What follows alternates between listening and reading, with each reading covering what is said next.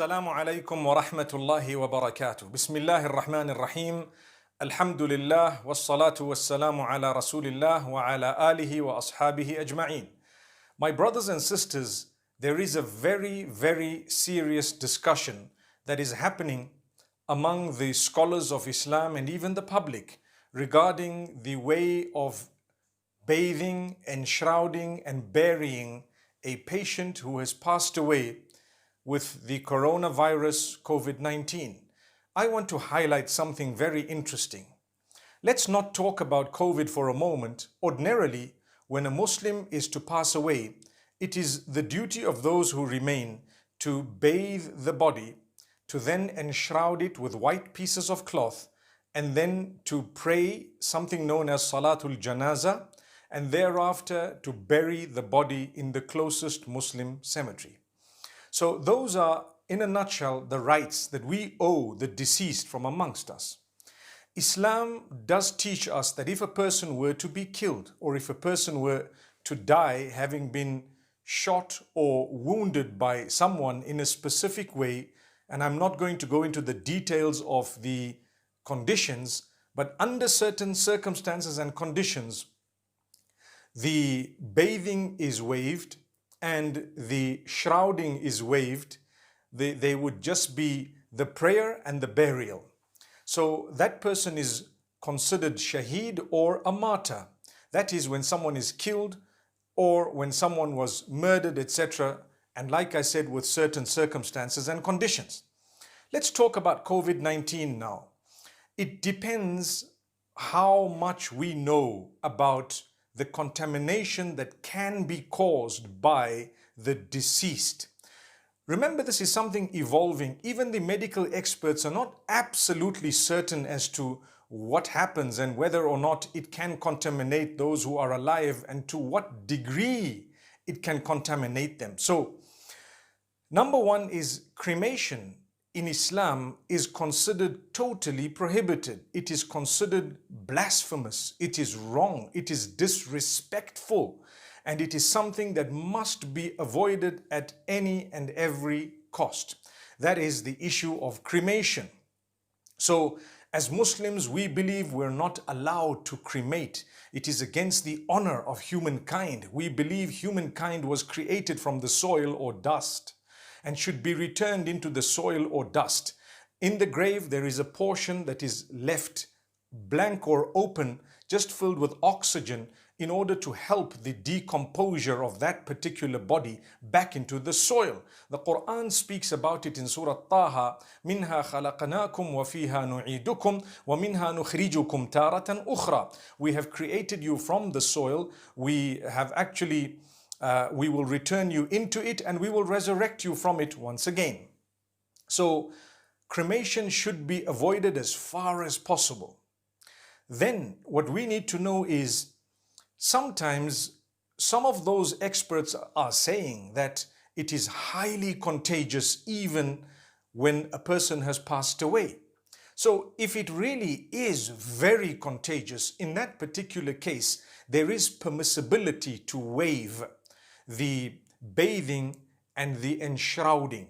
So rather, we would be disinfecting the body within the hospital, or the medical experts can do that, and they can place it in a body bag or 2 or 3 and hand it over to the Muslims to bury or supervise the burial with strict conditions if it is proven that that is highly infectious. If it is proven that it is not as infectious as they are claiming, which a lot of people are saying now, and I'm not an expert, I'm not claiming to know that, but it depends on how much is proven.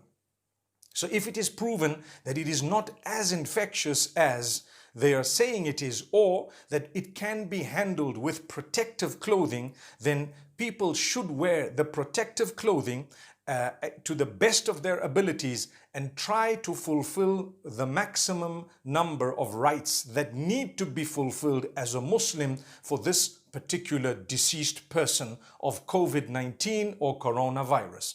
So let's remember this. We should try to do whatever we can do, the maximum, without causing harm to others or putting others' lives in danger. So if it is proven that lives are in danger and it is highly infectious to the degree that it would not be recommended at all to enshroud or to bathe, then we can waive the bathing and the enshrouding, but we will continue with the prayer and the burial. But like I said, if it is proven that it is not as infectious, or that if we were to wear the protective clothing and then continue with whatever we have to, then we should do that. May Allah make it easy for us. So like I'm saying, there is not, meaning there is no specific ruling, because this is a matter that is still evolving. We're still learning more about it. But I really believe that we should avoid cremation as far as possible. Like I said, it is totally disrespectful in Islam to cremate someone. Secondly, we must make sure that we do whatever we can, taking every precaution. And only if it is proven, or if it is said to be highly infectious and contagious even after death, to the degree that it is not recommended at all to do the bathing and the enshrouding, in that particular case, we will suffice with the prayer and we will suffice with the burial. May Allah subhanahu wa ta'ala grant us all ease. People are also asking, how do we fulfill Salatul Janazah? Salatul Janazah is the prayer that is done for the deceased. Now, as we do know, some schools of thought allow a prayer in absentia. So the person may not be there and they are praying. Other schools do not allow that. So under these circumstances, if you really cannot go to pray for the person because they've limited the numbers, you have one of two options. Either you pray in absentia, which could be permissible although you are practicing upon the school of thought of another, because obviously it is also derived from the hadith of the Prophet ﷺ, and on an occasion like this or circumstances of this nature, it would be permissible to practice upon that. But if someone feels that they do not agree with that school of thought, then at least pray for them, because one of the biggest gifts you can ever give a person who's passed away when it comes to Muslims and Islam is to simply pray for their forgiveness. May Allah subhanahu wa ta'ala grant us all forgiveness. I thought this was a very short but very, very important piece of information that I wanted to actually convey to all of you. May Allah protect us all, grant us cure, and may Allah help us to be able to reach out to one another and help us to fulfill the rights of one another even after one has passed away, to the best of our ability. أقول قولي هذا وصلى الله وسلم على نبينا